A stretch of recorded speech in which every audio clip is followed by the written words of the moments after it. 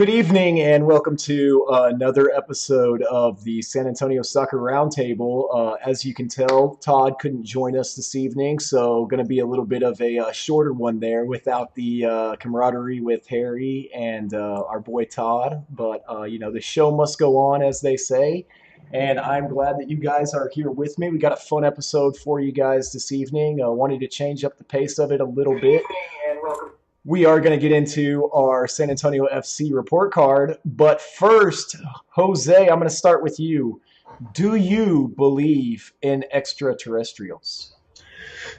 Good evening, guys. After watching years and years of lots of episodes and reruns of the X-Files, I'm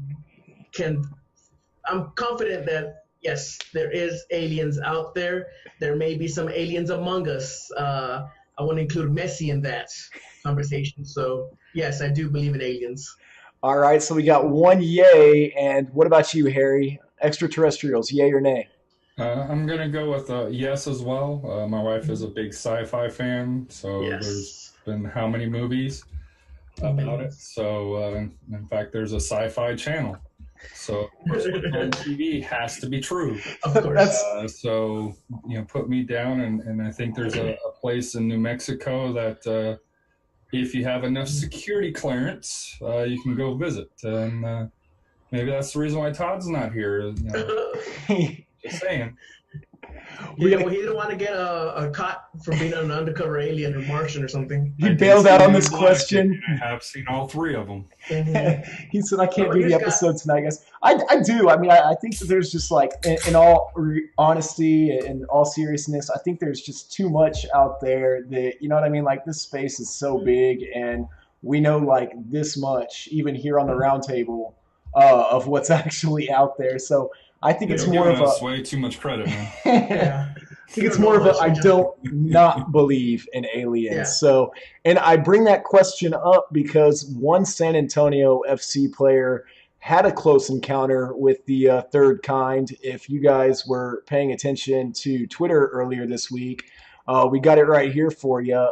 Alex Bruce tweeted out, just seen a UFO fly past my house. I'm shook.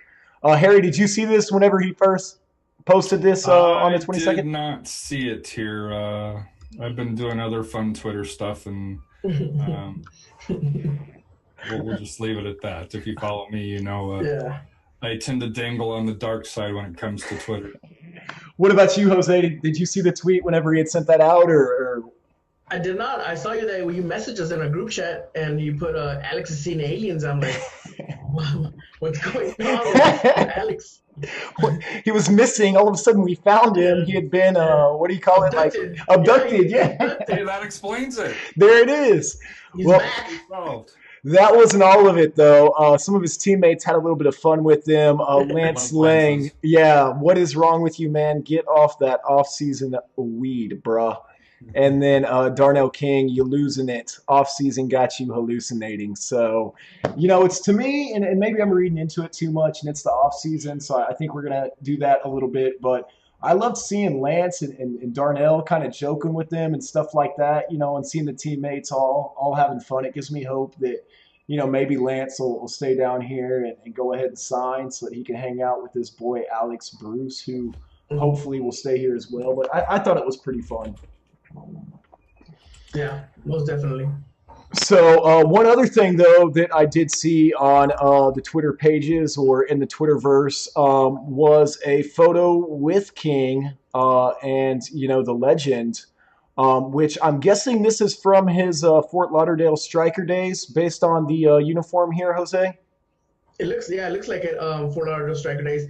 And I believe maybe the connection there is that didn't Ronaldo, the original Ronaldo, have a stake in the Strikers? Yeah, he at one point, a partner in it for a very short Brazilian Ronaldo.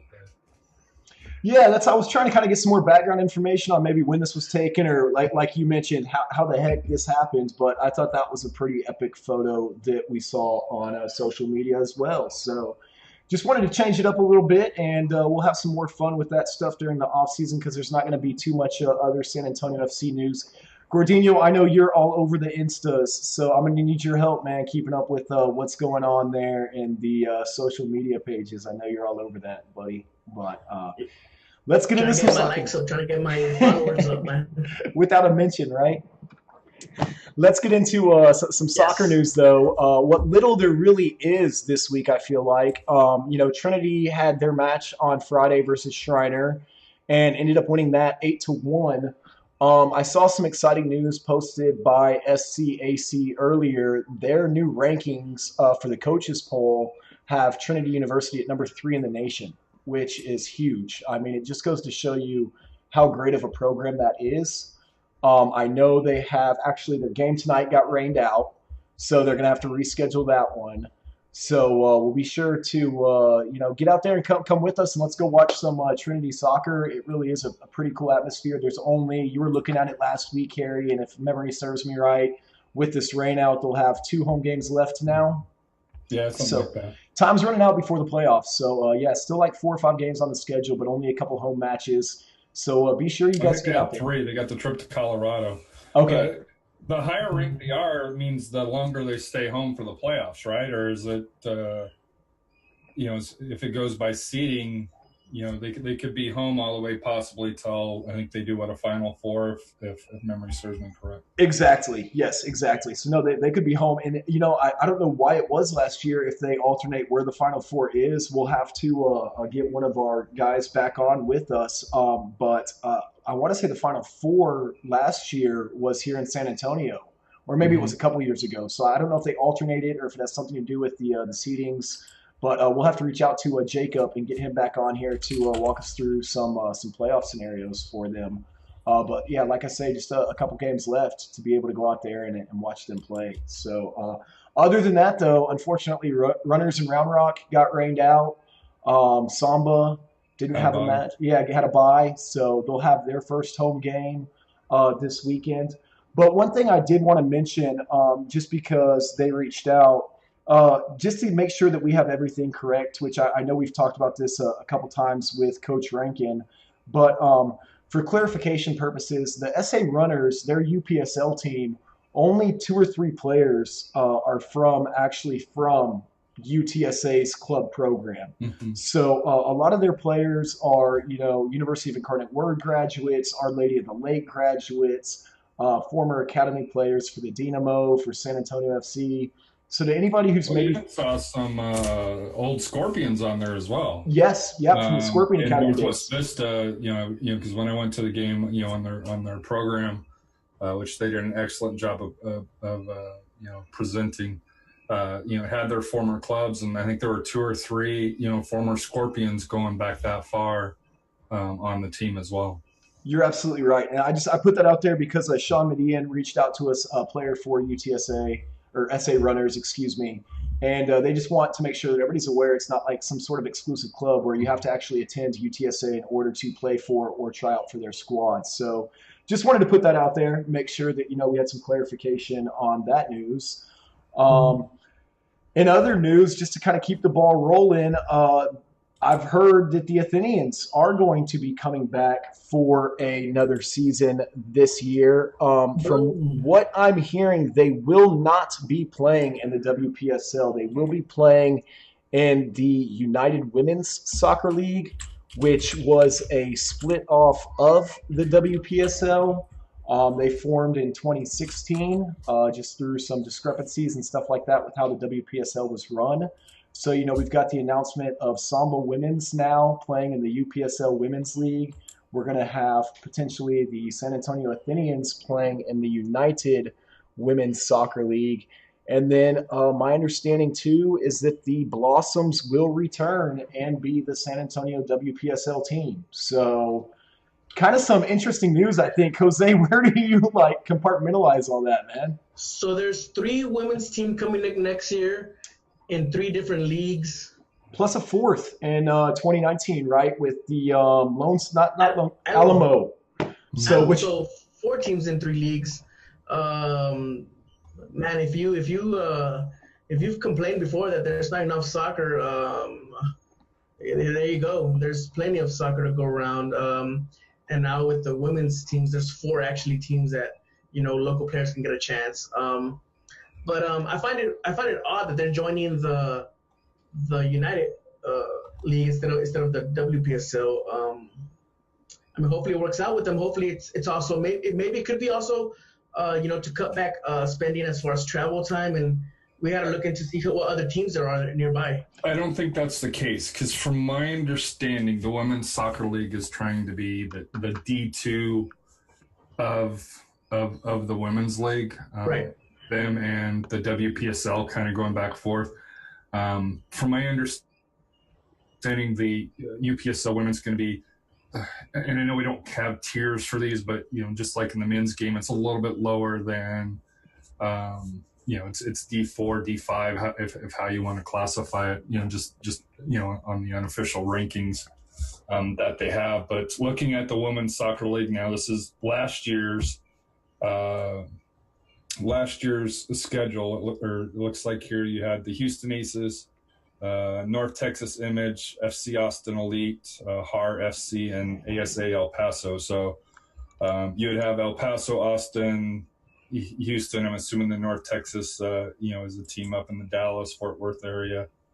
I'm not sure where HAR is. I'm trying to see if I can find information on that. But yeah, I'm looking for that for you. But exactly, yeah, they're a little bit more spread out actually than what. Wow. Yeah, so that's kind of the opposite almost is true there. Like you said, you'd think maybe just a little bit closer as far as traveling goes, but no, they're actually a little bit further spread out as far as traveling and stuff like that. So, I don't want to speculate or anything like that on why not playing in the WPSL, but yeah, that's from what I've heard, that's the direction that they're going. So I have not seen an official announcement or anything like that from the club.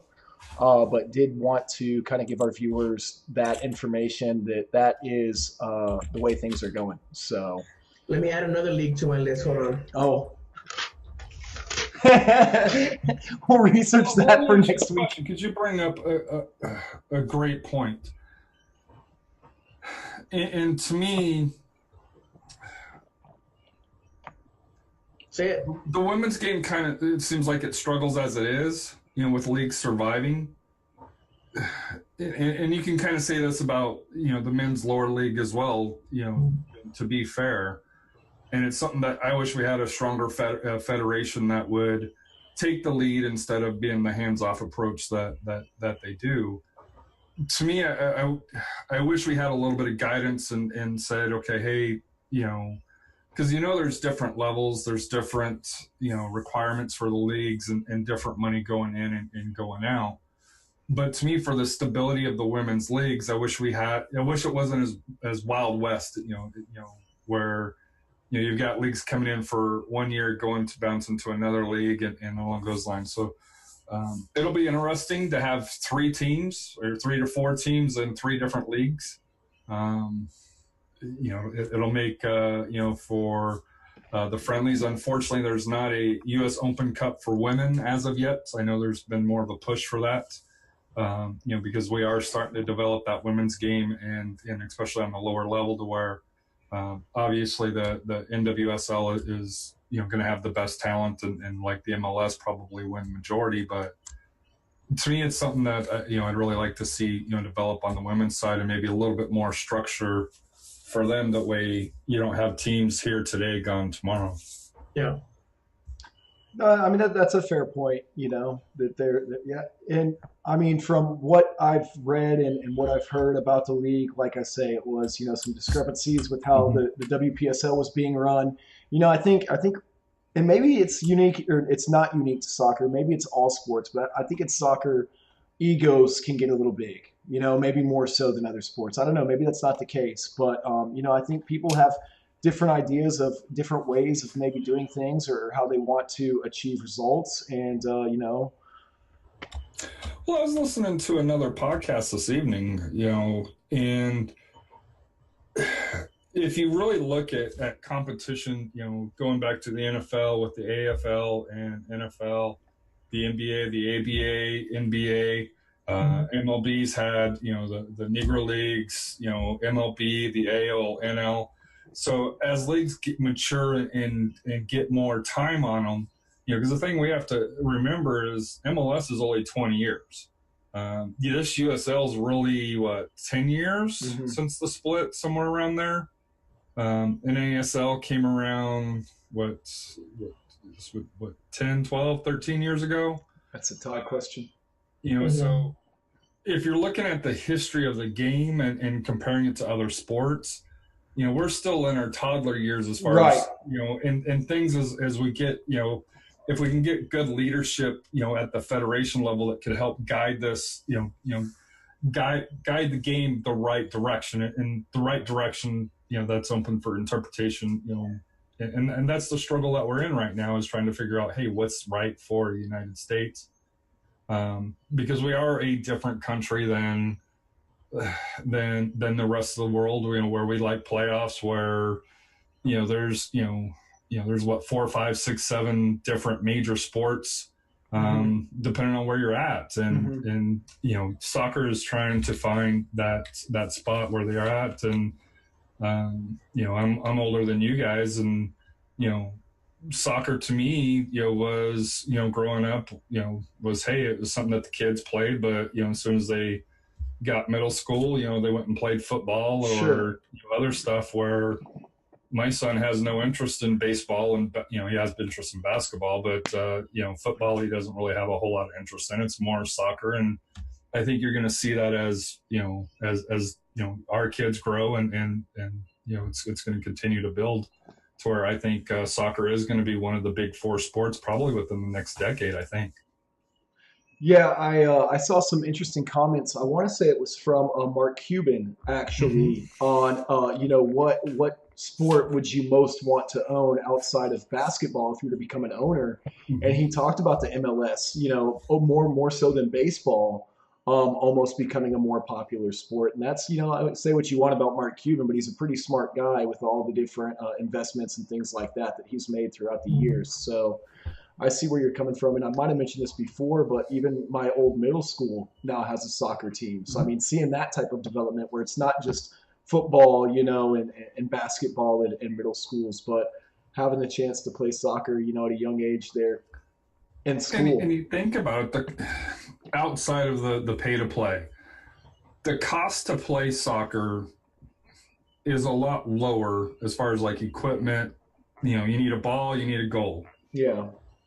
That's really all, and shin guards, and stuff like that. But those are relatively inexpensive compared to a hockey football or football. An indoor facility, for basketball, baseball, you got the gloves and mitts and bases. So to me, like I said here, it's, if we could figure out how to develop our youth and and I know this is a whole separate discussion that we need Todd on with his expertise. To me, that's really where we're going to take the next steps, not only for, men's and women's games, because, the rest of the world is catching up to the women's as well. Yeah. I don't think, I know they qualified for the World Cup, but I don't think they're the favorites to win this year, which for a U.S. women's team is a step down, unfortunately. Well, and how they play, you can always have favorites. So, in my opinion, it won't really be a step down until we see their performance and everything. And if they go out there and pull a Germany, then that's definitely a step in the wrong direction. But Germany in World Cup or Germany in the Euro Nations League? There's a reason you guys haven't seen me in one of those jerseys for like the last 4 months. They're in the back of my closet somewhere collecting dust. You're not a T-shirt fan, are you? No, I don't support Germany anymore. Go away. No, I'm just kidding. But I did too. I know we kind of wanted to do like a report card thing, and we're going to get the ball rolling on that. We got a few players that we want to grade, and we're going to continue to do that. Jose's going to roll that out. But I almost forgot, speaking of aliens, there was an amazing Keene FC goal, which I feel like we keep talking about them, and they're not a San Antonio team, but they've really done an awesome job at just kind of setting the pace or setting the standard. Did you have something that you wanted to say there, Jose, before I show off this alien goal? Yeah, man, they're one of the better teams that have keeping up. I know a lot of our complaints are not keeping up to date or up to time information. They busted out that app where you can follow the team, and they do pregame rosters, and and I think he also came up with a scarf. So Pretty cool scarf. There's not a lot of you. They're pretty much, yeah, off field. They're pretty much like the standard of the UPSL here in the Central Conference, just because of all the the off stuff that we love for the rest of the teams to do, and I think they're just really ahead of the game on that part of the off the pitch stuff that they got going on. And even like scheduling, for instance, I think I just saw them post today, like one of their games got rained out. They've already got it rescheduled, the match already set and everything. So it's like, but check out this goal. They were down 3-0 at halftime, is my understanding. Came back and scored 3 goals to tie the game. And this right here was the third goal for Keene FC. We've got the flip throw in and the flick in the back of the net. It was Michael Lewis that tied up the game against how do you say that? Innocentes? Innocentes FC. Yeah, they're the ones that won the league last year and went to the Final Four. I want to say it was in Colorado where they lost in the semifinals.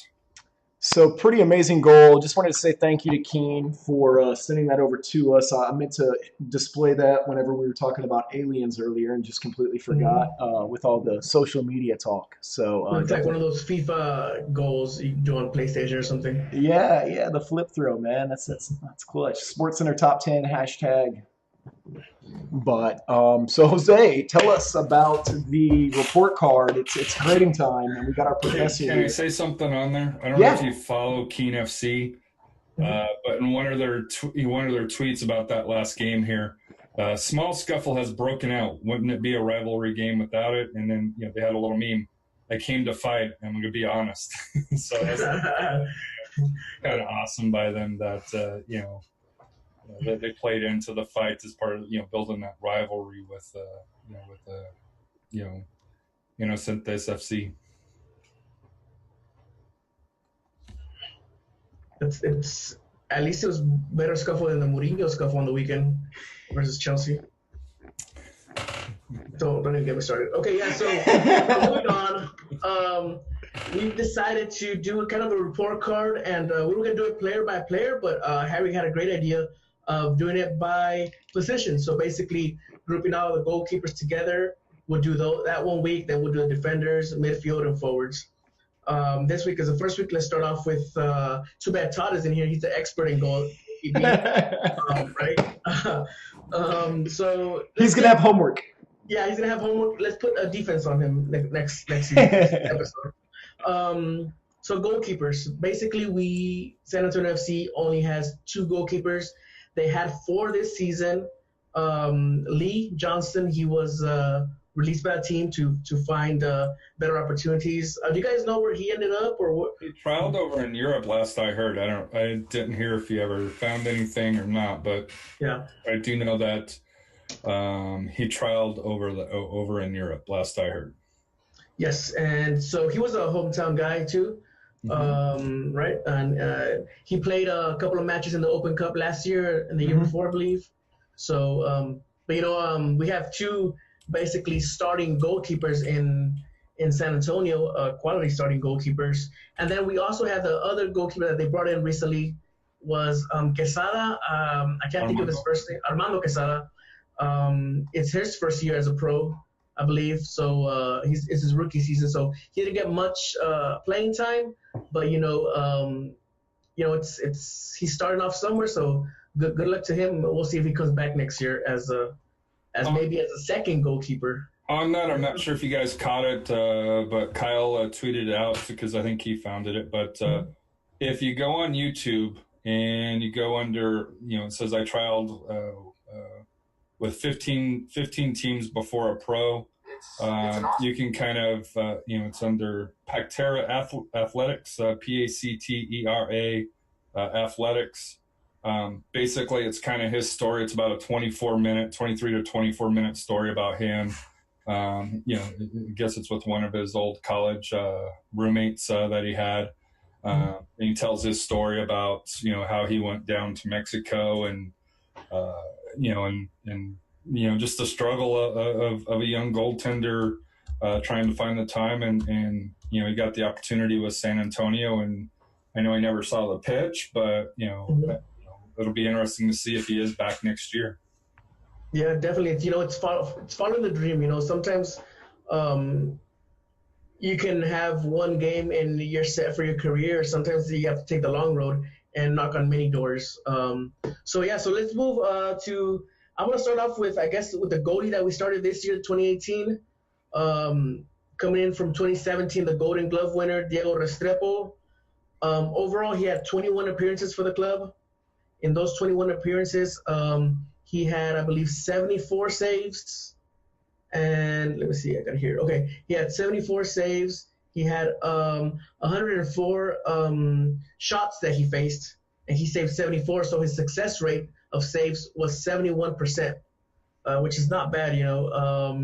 He did have, I believe, 4 clean sheets compared to the league leading last year. I think it was like 17 or so that they had last year. So definitely it wasn't the same performance of last year. And that could be due to different factors. As we know, we kind of struggled on defense this year. But overall, for what the games he played, the 21 games he played, and his save success factor was 71%. It's pretty good. And then Matt Cardone or Cardoni? How do you guys pronounce it? I say Cardoni. Yeah, I say that, Cardoni too. Matt Cardoni, he's a hometown guy. Played for Trinity. Fear the Beard. Yeah, Fear the Beard, of course. Yeah, he's a fan favorite, especially among the kids. He got 13 appearances here towards the end of the season. He faced 55 shots and saved 37 of them, giving him a success rate of 67%. So it's only off by 4%. Yeah, that's crazy. So it's pretty good. They both almost had about the same percentage of successful saves, and he only was able to have 1 clean sheet. Again, the defense wasn't where it was last year, so a lot of it also relied on the keepers this year. Overall, I'm gonna rate these guys. We're doing the A, B, C, D, E, if anything. But no E's, F. Yeah, F's. True. Yeah, F's. I don't know what school you went to, but I got E's for excellent. That was kindergarten. Yeah. Mostly S for satisfactory, not many E's. I never saw anything below A, so I wouldn't know. I don't know ordinary people. I would rate both players. They basically had the same success rate. Of course, one guy played more games than 8 more games than the other. So basically, due to the struggling defense again, going back to that, I'm going to rate these guys as a solid B. If for the strict people out there, they're probably going to say B minus. But I think they're both USL starting material. They can go on any other team and start. Unfortunately, or fortunately for us, but unfortunately for them, this year they had to share the team. I do want to point out that both of these keepers had one crucial error during the game when they came out of the box. Mm-hmm. I believe Diego's was against Seattle, if I remember correctly. Yes. Where he came out and he kicked it or something like that, and then cleared away. Yeah. Was it Phoenix? Yeah, it was there. Okay. Where he kicked it right to. That's right. It was Phoenix. Yeah. Yeah, and then he left the goal wide open, and they were able to. That demolishing it against Phoenix. So he left the goal wide open, and they were able to do an easy score. And Cardoni, he came out of the box, I guess, for a header. And who was that against? It was towards the end of the season at home. Yes, I remember that. It was at home. It was at home. He came out of the box. It was a ball that they were both the striker and him were rushing on it, and the striker was able to get I guess tap it around him and just basically tap it in. So it is what it is. You're gonna have those errors no matter who you are. Ascot with Manuel Neuer there. He's had a couple of errors, but I mean, going forward, I'd be happy to see any of these two come back. And I doubt we're gonna have both of them come back this year. I don't know what you guys feel about that. You let me know right now. But I'll be happy if Theo comes back, which most likely doesn't look like it, or if Matt comes back. I'm confident and I'm happy with any of them. coming back. So yeah, so basically B, straight up B. Straight B. What do you got, Scott? So I'll go next. It's interesting. I agree with you that the numbers are so close. Me personally, when I do stuff like this or talk about players, I'm more of like an eye test guy, I guess, so to speak. I don't really care what the numbers say. I think you just watch a player's performance, and sometimes it kind of speaks to you in different ways. But that's why I find the numbers interesting, just because they're so close. Like, that's crazy. But in my opinion, just from watching them and watching Matt, the last few matches there, last several matches of the season, I would actually rate him. I'm gonna go Diego. I'm gonna go B plus. I agree with you there. I think he had just a little bit better performance, so I'm gonna go solid B for Matt. I'm gonna go B plus for Diego. I think the difference that I saw in watching Diego play versus watching Cardoni play is I think Diego's just a step faster. Us tall guys, which Matt's a tall guy, the hardest ball for us to save is the one that's close on the ground because you got to drop all that. Diego's a little guy. He can drop, he can move around. Matt was a lot stronger on PKs previously. Unfortunately, we didn't really see that this year. There either wasn't a need to. I'm not saying, he gave up a ton of PKs, but I feel like, I don't know if Matt lost a step, or if maybe I just didn't remember seeing him play correctly, but he almost just looked a little bit slower this year to me than what I saw Diego play. And so that's the only reason I am giving the slight advantage to Diego and going B plus for Diego and B for Matt, because I still think he had a great, great year. I got them both at B's. I guess you could put Diego as a B plus just because he had a longer tenure. Yeah. I don't think either one of them. I think, although you could nitpick and say, hey, one made a mistake here, one made a mistake there. Mm-hmm. No matter which one you had, they kept us in games. Mm-hmm. And I think Matt had a little bit more advantage of the offense clicking when he was playing. Because towards the end of the year, the offense was scoring more goals than at the beginning of the year. So, but I just the goalies, I didn't really see a huge difference between either Matt or Diego, and I know we've kind of had discussions on where they're just so close. It's they bring something different to the table, but to me, both are B. I could see we're giving the slight edge to Diego, not only just with the speed, but the big difference that I hope Matt continues to grow on, because I think it's one of his weaker points, is the communication to the players in the field, being able to command the box and be able to direct the players, because Diego does it. That's one of his strengths, where Matt's doesn't quite command that same authority on the field, and that's something that I hope he continues to to develop and grow, with Diego and the other goaltending coaches, helping him out with that. Right. Now I was going to ask you, Harry, since you sit right there behind the right behind the goal. Can you notice that? When during the games you hear Diego yelling out more instructions than Matt? Matt is more of a quiet guy. Yes, because and I have the luxury of sitting next to Royce, and Royce will Royce will make comments on certain things that I don't necessarily see, just because I don't know the technician side of it as well as you guys and stuff like that, because I'm newer to the game.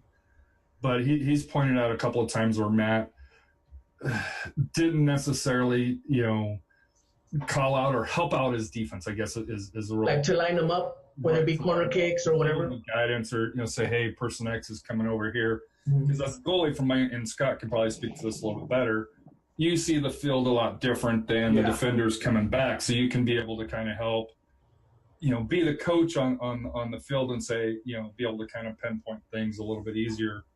And Matt is getting better, but he's not to the level of Diego, by any means. And now I don't speak Spanish, which, Diego, obviously marks his commands in, but you don't want to either, probably. You can definitely hear him. Yeah.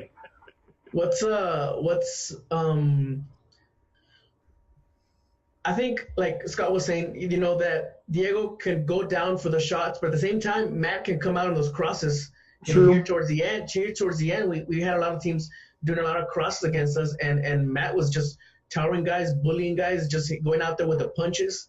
And I mean, it's you got to balance out what do you want, or maybe even if Powell was to take into consideration what rival we're facing. Do they do a lot of long balls that Matt needs to come out and punch out or grab from the air, or are they going to be more on the ground teams that we're going to be facing where Diego Restrepo has that advantage to hit the floor for those low shots.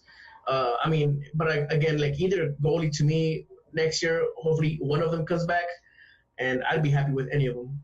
And that's a great call out, Jose, because that's one of the toughest things I think as a keeper to know is when to stay on your line and when to come out. And you're right, he did have some big ones off some crosses, even some low crosses, where he was diving like he was protecting the goal, outside the six and stuff like that. And that can be a really hard decision to make. You got to make it quick. And, where Diego is more of, he would come out, don't get me wrong, he tried to play like a sweeper keeper, but he was the one that, on the line could make the quick reaction, get in front of it, make the save. Matt was more the one that, could come out from that and stop the cross from even happening. And that can get really dangerous really quick. So that's a great call out. So do you guys, the big question, do you guys see, or who do you see coming back? Cardone's coming back. One of them, both of them, none of them?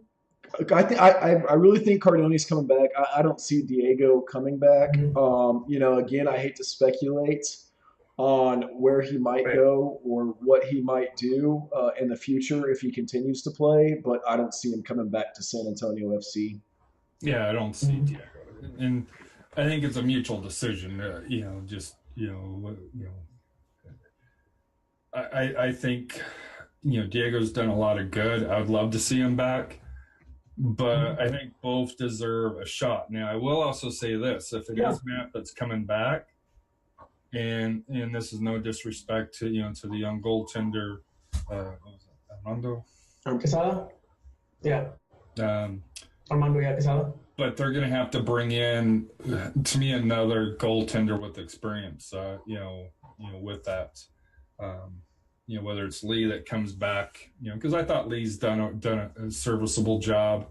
He's never really got the chance, and that's why I didn't have a problem with them releasing him. But if you're gonna rely on Matt, you got to, as with San Antonio's history, you've got to have that solid backup goal. I mean, I also there was another person I could have taken into consideration, but he didn't see the pitch this year, which was Ryan Rosendo, the backup keeper. I was like, where are we placing him? Are we? I give him a solid A or midfielder. No, we're gonna grade him when we grade the coaches, right? Yes. It'll be Powell, Ryan. He started as a player.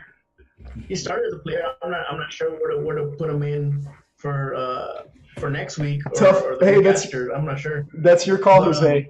Tough decisions, man. Tough decisions. Executive. So I mean, moving forward, as long as we keep any of these guys, I think we're set. We don't need to bring another number one goalkeeper if we bring one of these guys. That's obvious. So basically, we'd be searching for a backup or two backups at that. Well, let me ask you a question on that.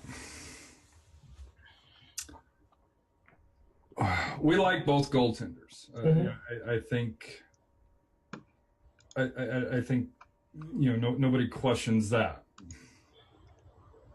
But do you think they're top 10, top 5 in the league? This year they didn't show it, but I think next week whenever we talk about defense, that's going to be probably that's probably where you're going to see some preferences for that here. Do you think talent-wise that they can be one of the best in USL, or do you think that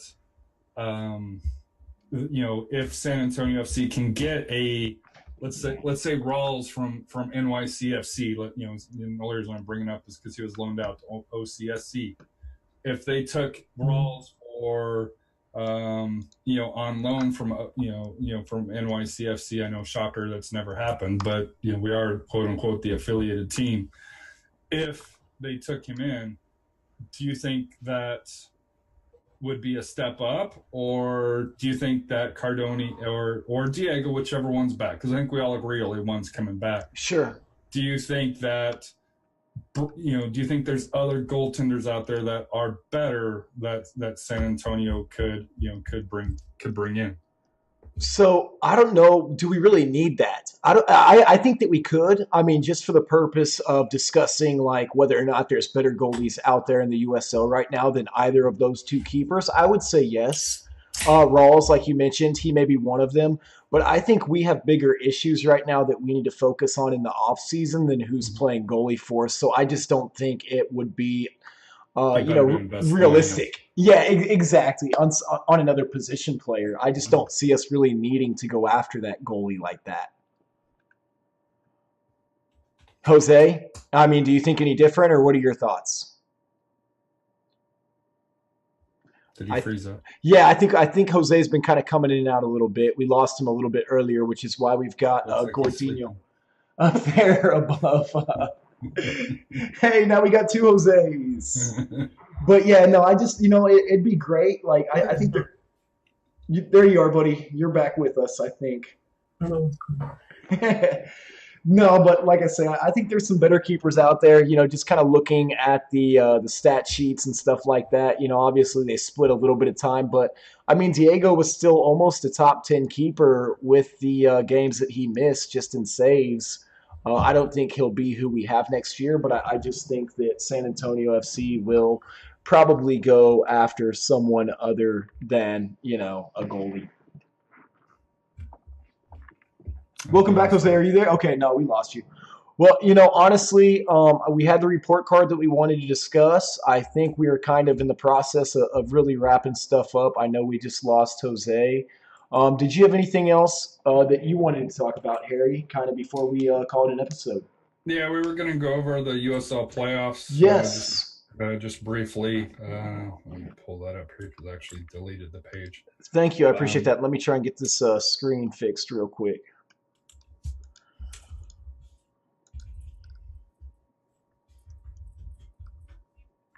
Obviously, Phoenix, kind of being the fan favorite here for what's left of San Antonio FC players, it looks like. Yeah, so in the East, you had Tierpak and Michael Reed, although Michael Reed wasn't in the 18. I think he was injured. They lost to FCC Cincinnati, or FC Cincinnati, 6-5 in the shootout. Tierpak did convert his penalty. I don't think he did that. Well, he didn't play against Oklahoma City. Maybe Coach Powell could have learned something from there. He's walked up and kicked it in, so that stung a little bit. So the number one seed advanced in the East. Louisville City, crushed Indy 11 4-1. The other two upsets, which 4-5, I wouldn't really call it upset, but the Red Bulls 2 defeated Charleston, and then Bethlehem Steel defeated I think everybody's favorite outside of me, the Riverhounds, 7-8 in penalties, and they move on. But I really think the East, I know on the 27th, FCC plays the Red Bulls at 4:00, and then Louisville City plays Bethlehem Steel at 7:30. I really think the East is going to come down to Louisville City and Bethlehem, or not Bethlehem, but FCC at Nippert the following week, which will be outstanding. In the West, the top seed won for the first time, or in a long time, Orange County. They kind of roughed up St. Louis, my sleeper pick, 4-0. There was a semi-controversial red card early on with was it Tony Falls and Seton, who had a bad tackle from behind. Unfortunately, the St. Louis player said something that you're not supposed to say and got a straight red. And unfortunately for St. Louis, Seton ended up with a hat trick, and so Orange County won 4-0. Reno defeated Real Monarchs basically at the death. I think it was 93 and 30 seconds on a +4 to advance. So they'll play OC on the 27th at the late game. Phoenix rolled Timbers 2-3-0, and Drogba scored, and just wasn't that, it was a fun game to watch, but the biggest takeaway on that is, I don't know, is when Phoenix released their lineup, the betting line shot way up to really favorite them. So, and the team that I really dislike the most in the USL defeated Sac Republic.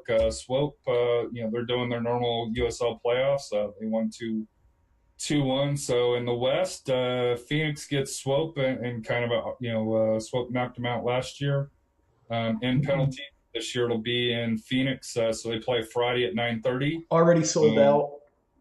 Already sold out, Sandor, and I saw some of the merch online that Phoenix is putting out. So San Antonio, please follow Sandor and Phoenix.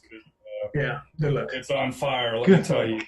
And then to me, I think the game of the week is really going to be that 9 o'clock game, OC and Reno, because both teams are very good. I think that's going to be the game of the week. And so to me, I think it would be awesome to see, Reno, or not Reno. I think no matter who wins between Reno and OC, and if Phoenix can win, I think you're going to have you 4 outstanding, Western Conference Finals and Eastern Conference Finals if it's FCC and Lou City, and Phoenix and either Reno or Orange County.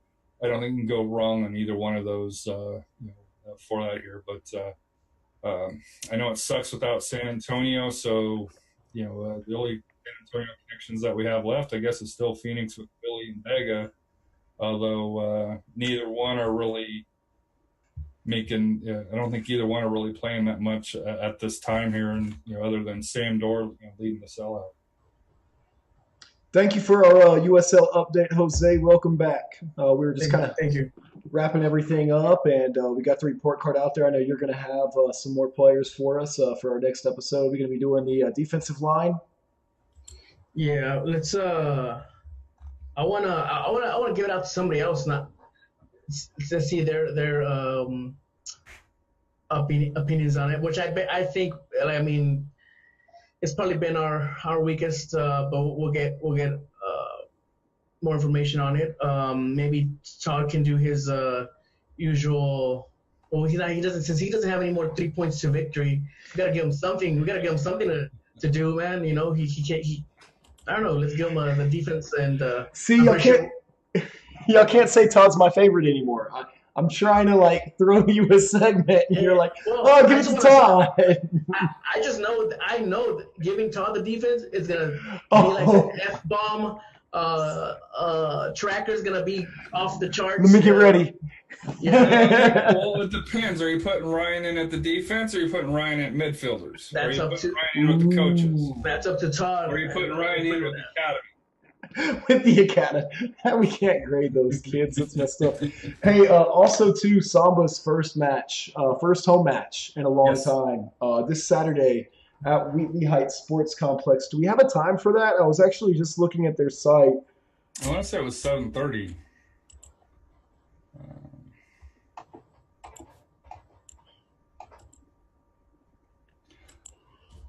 We're gonna get you all the time for that. Jose, 7:30. Believe so. Let me see.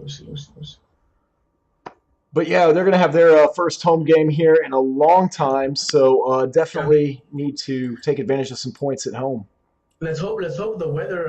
Man, we've been having. A great point. Where was all this rain during the summer when we needed it for SAFC games? When it was hot out there. Yeah. We wouldn't have got fans out there if that was the case. We didn't get fans out there anyway. What fans?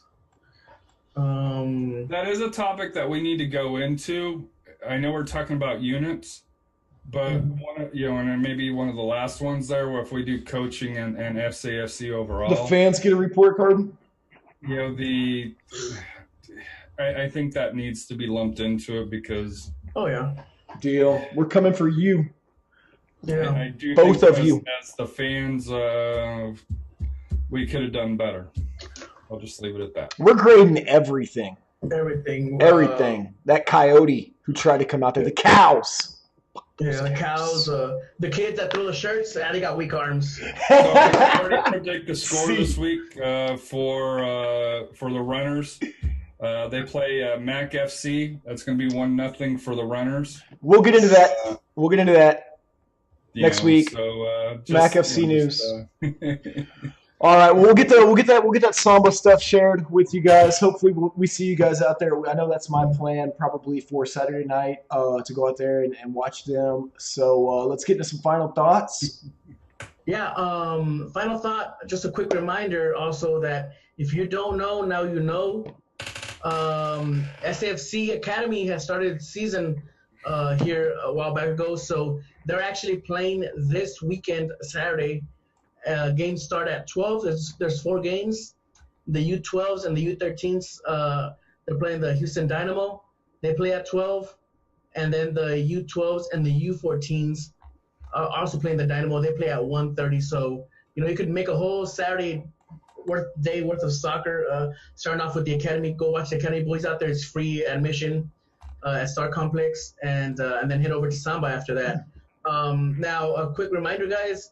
The U12s, this is the new coming class of U12s. So they're brand new kids to the system. They have 2 teams of U12s. Then they have one of U13 and 114. And the U15s, they're actually, so I was looking into it.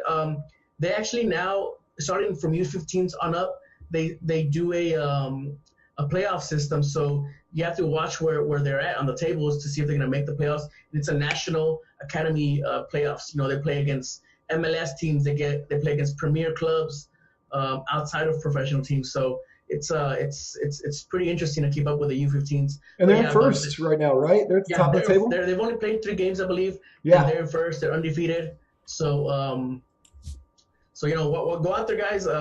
Again, they play at Star Complex, 12 o'clock games and 1:30 p.m. games, and then make your way towards Samba that night. Awesome. I appreciate that, Jose. And we are working right now here at the San Antonio Soccer Roundtable to be credentialed for the academy team so that we can maybe get some of the coaches on and stuff like that, and do some interviews and everything with those coaches and bring you some of that news as well. So that is something. And also Central Catholic High School, Coach Edward Carty, who is one of the first people I really met in the San Antonio soccer scene a couple of years ago, who I've just always had nothing but respect for. And, anybody that you talk to about him, all the utmost respect. We're going to try and have him on soon. They're doing their tryouts right now for Central Catholic. The TAPS League starts up a little bit before UIL. So we're going to have some academy stuff to talk about. We're going to have UPSL to talk about. We're going to have high school to talk about. So the San Antonio Soccer Roundtable is not going anywhere. But Harry, final thoughts.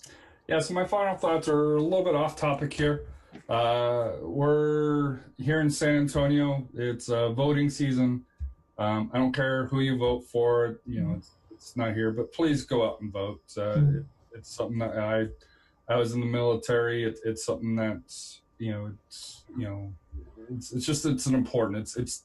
It's something that you have a voice. Whether you're for or against anybody, go out and vote. Right now there's early voting where you can get ahead of the lines and for that here.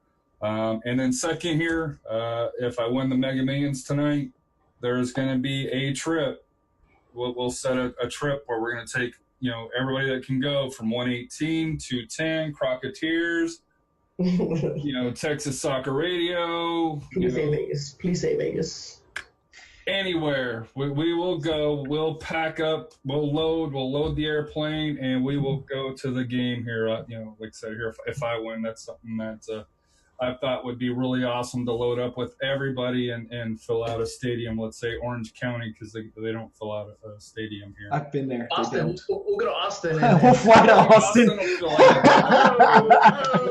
500 $300 and some million, you know. for the jet. We're gonna fly to Austin. Harry's gonna fill everybody's tank of gas to head up to Austin.